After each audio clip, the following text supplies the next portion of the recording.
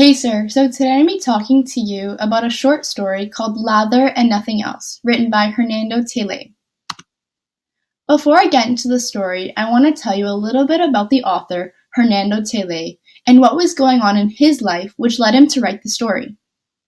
Hernando Tele was born on March 22, 1908, in Bogota, Colombia, and died in 1966. He worked as a journalist and an author. Tele entered the world of journalism at a very young age and was on staff of some of Colombia's most popular newspapers and magazines. His stories, including Lather and Nothing Else, often described or were based on the events that were occurring in Colombia during his time. The setting of Lather and Nothing Else is a barber shop located in a small village in Colombia. Even though it is never explicitly stated, the story is most likely set during a period of civil war in Colombia known as La Violencia that plagued the country for 10 years between 1948 and 1958. At least 200,000 lives were lost during this time. La Violencia was fought between the liberal revolutionaries and the ruling conservative government. Hernando Tele's Lather and Nothing Else is a short story that took place during the Colombian Civil War that was fought between the two government parties. The story is written in first-person perspective of a barber and begins when a military captain named Captain Torres walks into a barber shop asking for a shave. The barber recognizes Torres immediately and fear overcomes him. The confident and abrupt captain takes a seat in the chair and begins explaining to the barber about the killing that him and his men just completed of revolutionary leaders. Torres tells the barber that he plans on killing all of the revolutionaries and will not spare anyone. As the barber began to prepare Torres for the shave, he reveals to the readers that he is a revolutionary, but does not think Torres is aware of this. Torres continues to recount more revolutionary killing stories as the barber lathers his face, and later even invites Torres to a firing party to see more revolutionaries being killed. The barber realizes that he has full control of Torres' fate and has the power to easily kill him with the use of his razor. He is a revolutionary, so he feels a certain responsibility to kill Torres, but he is also a proud, conscientious barber. As the barber continues to carefully shave Torres, he fears how his fellow revolutionaries would respond to him letting Torres leave the shop alive. The barber continues to have an internal debate of whether to kill Torres or just do his job of being a good barber. He concludes that he does not want to be a murderer since he is an honorable barber who prides himself on doing his job well. As Torres pays and is about to walk out of the shop, he turns to the barber and admits to knowing that the barber was a revolutionary before coming for his shave, but he wanted to see if the barber would kill him, since he knows the difficulty of murder. There are many literary elements present in this story. The first element is setting. The setting of the story is a barber shop that is located in a small village in Colombia during the time of La Violencia. It can be assumed that the story takes place on a summer afternoon because Captain Torres comes into the shop saying, "It's hot as the devil, I want a shave." And the barber describes Torres saying, "His face looked burnt, tanned by the sun." The time is known because the barber says, "Then I glanced to the clock, 2:30. The setting of the barbershop presents the problem that Captain Torres is put in a very vulnerable position and gives the barber the opportunity to easily kill him. The peak heat from the summer afternoon added more pressure to the barber, both physically and mentally, since he was already nervous, and the heat and the sweat just created more tension. The plot of the story can be graphed using the exposition, rising action, climax, falling action, and resolution. The exposition is when the two characters are introduced, as well as which side of the Civil War they are on. This occurs when the barber introduces Captain Torres saying, "His name was Torres, Captain Torres." The barber revealing his side of the war saying, "I was secretly a revolutionary, but at the same time I was a conscientious barber, proud of the way I did my job." And finally, Captain Torres introducing himself as part of the military who was killing the revolutionaries, saying, "But we did very well, you know. We caught the leaders. Some of them we brought back dead. Others are still alive, but they'll all be dead soon."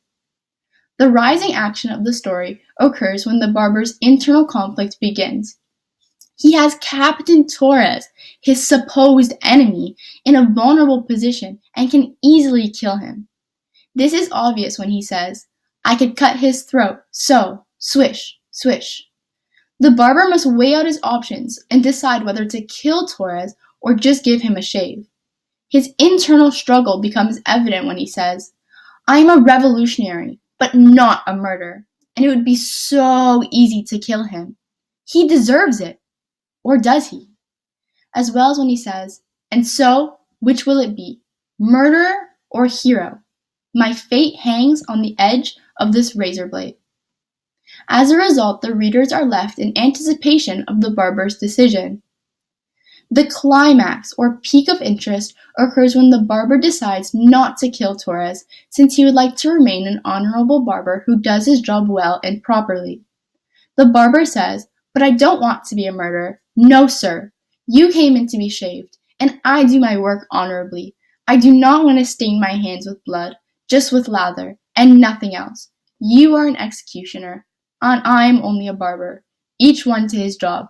That's it. Each one to his job." The following action takes place when the barber finishes Torres' shave and Torres gets ready to leave. The barber says the chin was now clean, polished, soft. The man got up and looked at himself in the glass. He ran his hand over the skin and felt its freshness, its newness. "Thanks," he said. He walked to the wardrobe for his belt, his pistol, and cap. Finally, the resolution is at the end of the story when Captain Torres admits that he had prior knowledge that the barber was a revolutionary. He admits that he came into the shop as a test to see if the barber would kill him if given the chance, and also confesses that he knows that killing is not easy. The barber narrates, "And he started towards the door. On the threshold, he stopped for a moment, and turning toward me, he said, 'They told me you would kill me. I came to find out if it was true. But it's not easy to kill. I know what I'm talking about.'" The third element are characters. There are two characters in Lather and Nothing Else. The first character is a barber with an unknown name. The barber can be seen as the protagonist of the story, since readers can sympathize with him about his internal struggle between doing his job of being a barber or being a true revolutionary. The barber can be described as being honorable, especially when he says, "But I don't want to be a murderer." No, sir. You came in to be shaved, and I do my work honorably. The second character in the short story is a military captain named Captain Torres. A personality trait that best describes Captain Torres is confident. Torres' confidence is most clearly seen when he says, "They told me you would kill me. I came to find out if it was true." Torres goes to a barber shop with a barber who was a revolutionary and could easily kill him, even though he was warned not to. This shows that he does not care about the opinions of others, and that he is confident enough in his belief that not everybody has the ability to kill that he risked his own life. Lather and Nothing Else is written in first-person point of view. The narrator is also the barber in the story. I was able to notice the first-person point of view because the pronoun I was used in the first few sentences. The barber said, "He came in without a word. I was stroking my best razor, and when I recognized him, I started to shave." The first-person narration allows for readers to fully understand the barber's internal struggle. Imagery is also used throughout the story to help the readers visualize the characters. Two examples of when imagery is used is when the barber explains what Torres is wearing when he walks into the barber shop. The barber says, "Meanwhile, he was taking off his cartridge-studded belt with the pistol holder suspended from it. He put it on a hook in the wardrobe and hung his cap above it." Another example is when the barber describes Torres' shave. The barber says, "I took up the razor, opened the handle wide, releasing the blade, and started to work downward from one sideburn. The blade responded to perfection. The hair was tough and hard, not very long, but thick. Little by little, the skin began to show through. The razor gave its usual sound as it gathered up layers of soap mixed with bits of hair. Dramatic irony is used at the beginning of the story.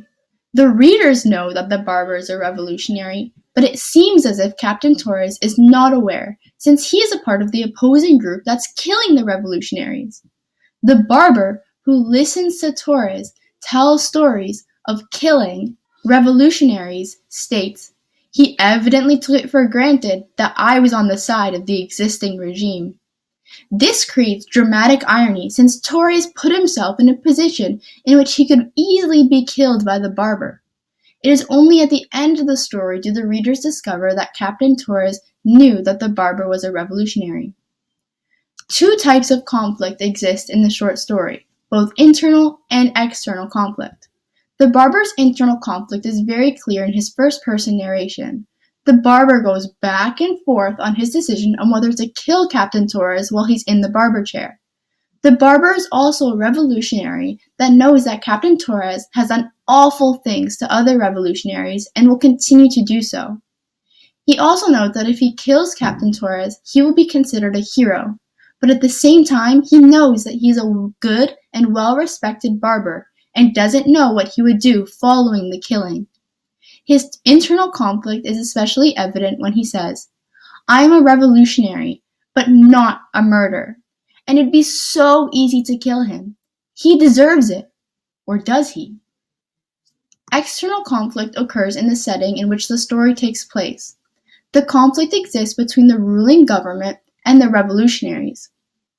Captain Torres and other members of the government military were killing and torturing revolutionaries. The barber's internal conflict was a result of the external conflict occurring between the two groups. The external conflict is clear when Torres says, "But we did very well, you know. We caught the leaders. Some of them we brought back dead, others still alive, but they'll all be dead soon." Finally, I believe a major theme in the short story, Lather and Nothing Else, is decision-making. The barber's put in an ideal position to kill Captain Torres, who has tortured and killed many revolutionaries and will continue to kill all of them. The barber, who is also revolutionary, must make the decision of killing Captain Torres during his shave or complete the shave that Torres came in for and keep his reputation as a proud, distinguished barber. The need to make the decision weighs heavily on the barber as he shaves Torres' beard and causes him to deliberate on the consequences of each option. In the short story, the barber anticipates the response of the public if he decides to kill Captain Torres, saying, "The murder of Captain Torres! He slit his throat while he was shaving him. What a cowardly thing to do!" And others would say, "The avenger of our people, a name to remember, my name here." This quote caused me to realize that people will always judge you, no matter what decision you make. The barber's internal struggle originated from his fear of what others would think in response to either of his choices. People will always make you feel as if you made the wrong decision or pressure you into making the decision that most benefits them. There will never be a perfect decision, so your choices must be made based on what you believe is best for yourself and those involved in the situation. Just like how the barber decided not to kill Captain Torres because it was more important to him to remain a reputable barber. While I was reading the story, there were a couple of quotes that caused me to stop and think. One of these quotes was when Captain Torres reveals to the barber that he knows that he was a revolutionary, saying, "They told me you would kill me. I came to find out if it was true. But it's not easy to kill. I know what I'm talking about." When Captain Torres spoke about killing and torturing all of the revolutionaries, as a reader, I automatically labeled him as a bad guy. Myself and many others are very quick to judge someone simply based on their actions, but we rarely take into account how the person feels towards the actions that they took part in or what caused them to commit those actions in the first place. Captain Torres could have easily walked into the shop and killed the barber, since he knew the barber was a revolutionary, but he didn't. This caused me to question Torres's true feelings on killing without the pressure of the rest of the military surrounding him. Connections to an internal struggle similar to what the barber felt can be seen in the world around me when young people are being bullied. Bystanders of bullying have their own internal struggle of what to do. When people find out what a bully is going to do to a victim, or if they visually see the bullying taking place, they must make a decision of doing nothing, which adds to the bullying, or stepping in and getting help.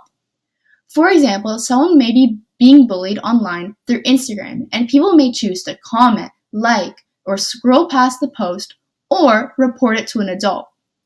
A real-world example that connects to the bystander's internal struggle was when 14-year-old Devin Selvey was murdered by a bully at school after the school was warned multiple times by the mother of the bullying her son was facing. The school's administrators and other bystanders had to make a decision of whether to step in and consequence the bully or do nothing and allow for the bullying to continue. In conclusion, Hernando Tellez' Lather and Nothing Else is a short story that has many literary elements and connections to the real world. Thank you for listening.